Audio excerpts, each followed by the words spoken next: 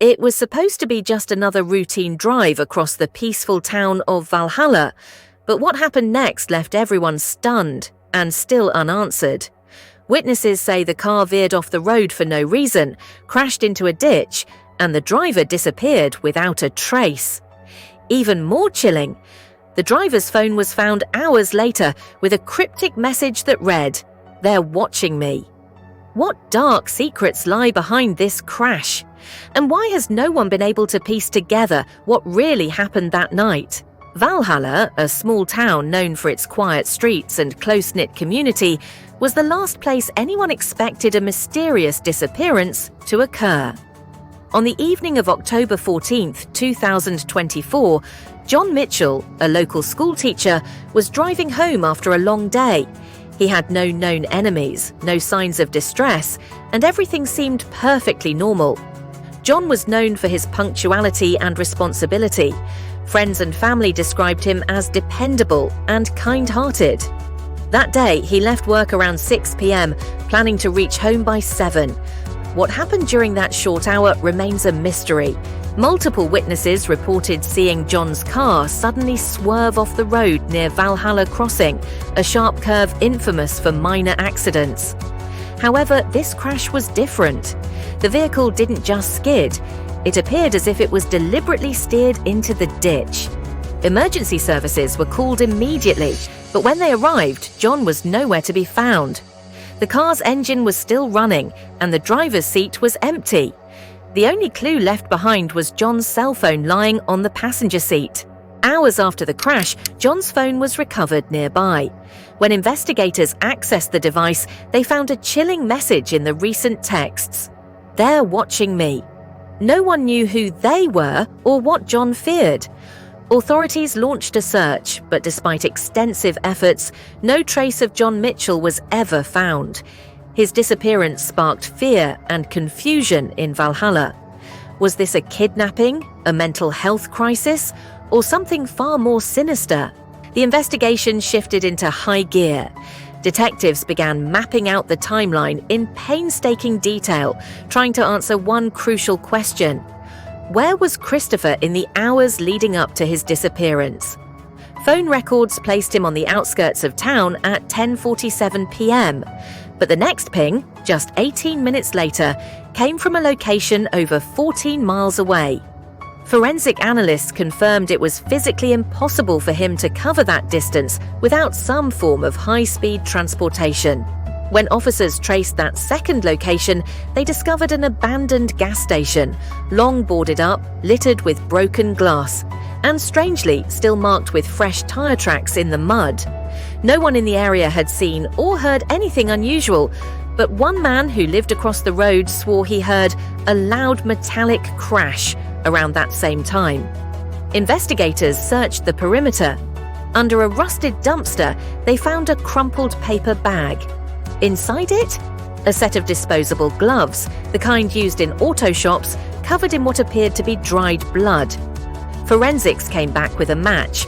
It was Christopher's blood, but there was more. Mixed into the sample was an unknown second blood type, one that didn't match Christopher or anyone in his immediate family. The discovery changed everything. This wasn't just a disappearance. Something violent had happened. By this point, Christopher's family began receiving disturbing text messages from an unknown number. The first one read, "Stop looking, he's gone." The second, "If you tell the police, you'll regret it." Phone tracing led nowhere. The number was a prepaid burner phone purchased in cash at a convenience store 2 towns over. Surveillance footage from that store showed a man in a dark hoodie keeping his head down, paying quickly, and leaving in a dark SUV with no license plates. Authorities widened their search, cross-checking local vehicle registrations, but the SUV remained a ghost in their records. Then came the break. A hunter, out in the woods nearly 40 miles from Christopher's last known location, found a torn piece of fabric caught on a jagged tree branch. It matched the hoodie Christopher was last seen wearing. Nearby, partially buried under leaves, was a cracked cell phone battery, the same brand and model as Christopher's missing phone. It was clear someone had gone to extraordinary lengths to erase any trace of him. But what the investigators didn't know yet was that the most disturbing clue of all was still waiting to be found. By the time investigators reached the point where every lead seemed to dissolve into nothing, the case had already consumed months of manpower, sleepless nights, and mounting frustration. But then, an unexpected break. A local farmer, whose land bordered the dense patch of forest near the accident site, reported finding something unusual just beyond his property line. He claimed it had been there for weeks, maybe longer, but he never connected it to the case until the flyers and news reports jogged his memory. What he found was a partially buried backpack. It was caked with mud, torn in several places, and the zipper was nearly rusted shut. Inside, police discovered a set of personal items: a wallet with faded photographs, a cracked cell phone, and a small leather-bound notebook. The name on the driver's license matched perfectly. It belonged to the missing man.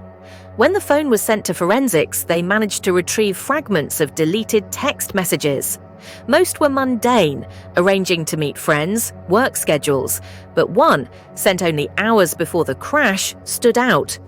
It read, "If anything happens to me, tell them it wasn't an accident." This single message reignited the entire investigation. Detectives began piecing together a new theory, that the crash might not have been a tragic coincidence, but a carefully orchestrated act. They re-examined the train's dashcam footage. Frame by frame, they noticed something chilling: a faint silhouette near the tracks moments before the collision, disappearing into the tree line seconds later. The figure's build matched someone already on their suspect list, a man with a history of harassment toward the victim. When confronted, the suspect denied everything, but his alibi didn't hold up. Phone tower data placed him less than half a mile from the crash site at the exact time of the accident. Confronted with mounting evidence, he finally cracked. He admitted to confronting the victim that night, but insisted the collision was just bad luck. According to him, an argument spiraled out of control. The victim's car rolled toward the tracks, and the train did the rest. Yet investigators weren't convinced. The position of the car, the timing, and the phone message all pointed to something far more deliberate. Without a living witness, the exact truth would remain locked in the shadows. Months later, the case officially closed with the suspect charged for manslaughter. But for the victim's family, closure was impossible. Too many questions lingered. Too many details didn't add up. In the end, the story became less about how a man died and more about the thin, fragile line between accident and intent. Some believe justice was served. Others believe the real story still lies buried somewhere near those tracks, waiting for the day someone is brave enough to dig it up.